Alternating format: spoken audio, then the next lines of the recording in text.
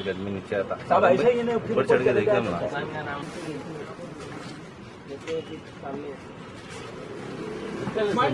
5 minute